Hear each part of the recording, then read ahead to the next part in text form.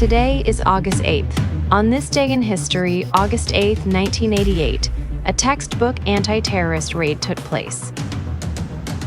A Singapore Airlines plane carrying 127 people was hijacked by 4 assailants.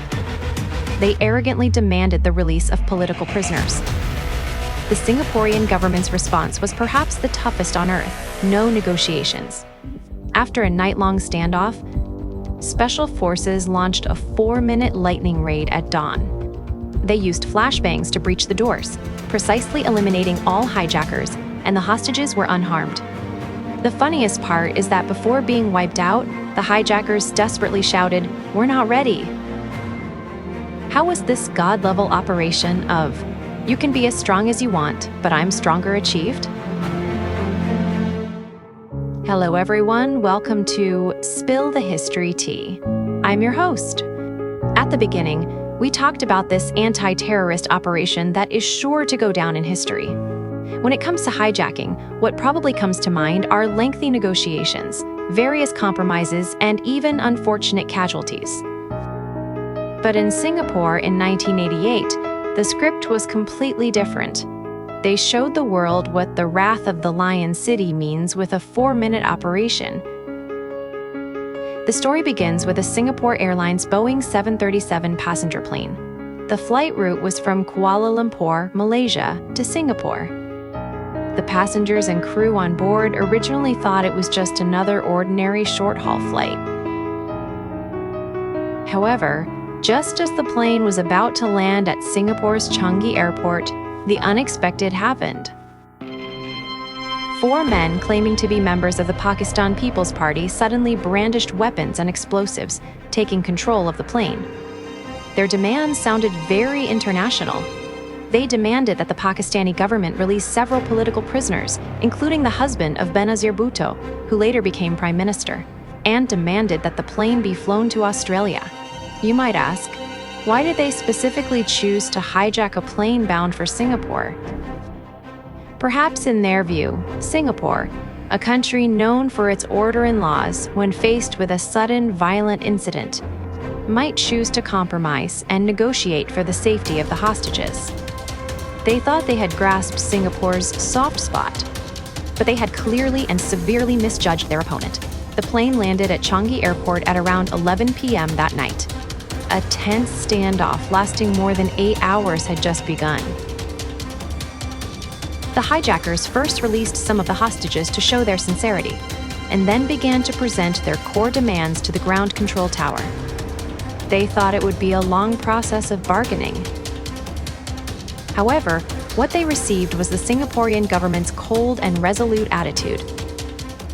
Then, Prime Minister of Singapore, Lee Kuan Yew, immediately formed a top-level executive group after receiving the report. The decision of this group from the very beginning set the tone for the entire incident: absolutely no compromise with terrorists. The Singaporean government ostensibly sent negotiation experts to deal with the hijackers, but this was not for compromise, but to employ the stall-for-time tactic. On one hand, they soothed the hijackers' emotions, pretending to be actively contacting the Pakistani government. On the other hand, they were making thorough preparations for the impending thunderous strike. First was intelligence gathering.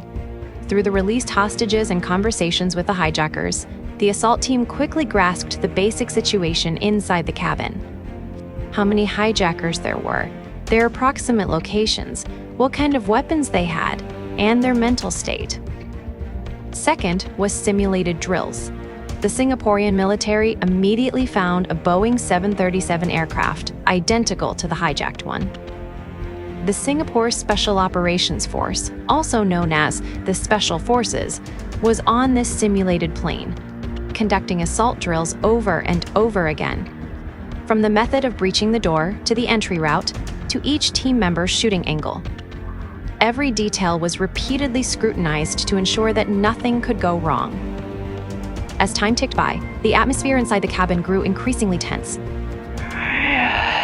The hijackers' emotions also began to become unstable. They found that the negotiations on the ground seemed to be making no progress, and their demands were being repeatedly delayed. They began to lose patience and issued an ultimatum. If their demands were not met within 10 minutes, they would kill one hostage every 10 minutes. When this news reached the ground command center, everyone understood that the moment of showdown had arrived. Lee Kuan Yew personally gave the order to assault. At 6:05 a.m., before the sky was fully bright, under the cover of darkness, more than a dozen fully armed Special Forces members, like ghosts, silently lurked at several of the plane's emergency exits. They had been waiting here for several hours, and everyone's nerves were stretched to the limit. The operation began. With a few muffled explosions, 3 emergency doors were blown open almost simultaneously. Immediately after, 3 specially made flashbangs were thrown into the cabin. Bang, bang, bang. The intense light and loud noise exploded in an instant, and the entire cabin was engulfed in blinding white light and deafening noise. The hijackers' minds went blank for a moment, and they fell into a state of temporary blindness and deafness. This was the golden window of opportunity that the Special Forces needed. Just as the flashbangs exploded, 2 assault teams rushed into the cabin like tigers descending a mountain. Their movements were as fast as lightning, and their objectives were clear. Based on the intelligence obtained beforehand, they went straight for the hijackers' positions. In a flash, gunshots rang out. The well-trained team members, in an extremely chaotic environment, displayed astonishing shooting accuracy. The 4 hijackers were precisely killed at almost the same time. And at this final moment, one of the hijackers, stimulated by the intense light and extreme fear, uttered his last words, which were enough to make him famous in the annals of comedy. "Don't come in, we're not ready." That's right, you weren't ready, but the bullets of justice were. From the explosion of the first flashbang to the killing of the 4th hijacker, the entire raid took less than a minute. And from the beginning to the confirmation of the safety of all hostages, it took a total of 4 minutes.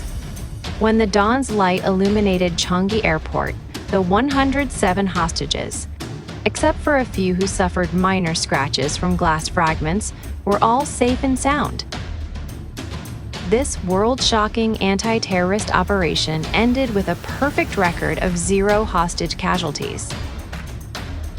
This 4-minute raid not only showed the world Singapore's tough, decisive, and efficient side in handling crises, but also became a classic case for anti-terrorist forces around the world to study and learn from. It is said that even the American FBI listed it as an internal training material, repeatedly studying its tactical details. It tells all potential terrorists a simple and clear truth: don't mess with Singapore. In this country, any attempt to challenge law and order through violence will be met with the swiftest and most ferocious response. So you see, the interesting thing about history is that it always stages various reversals and dark humor when you least expect it. 4 self-righteous hijackers wanted to stage a sensational drama, but ended up becoming a negative example in someone else's textbook. And they even left behind the comical last words, "We're not ready." Wasn't this gossip both thrilling and a bit laughable? All right, that's all the tea for today. What do you think of the Singaporean government's no negotiations, hardcore approach? Leave your thoughts in the comments section below. If you like our show, don't forget to like, subscribe, and share.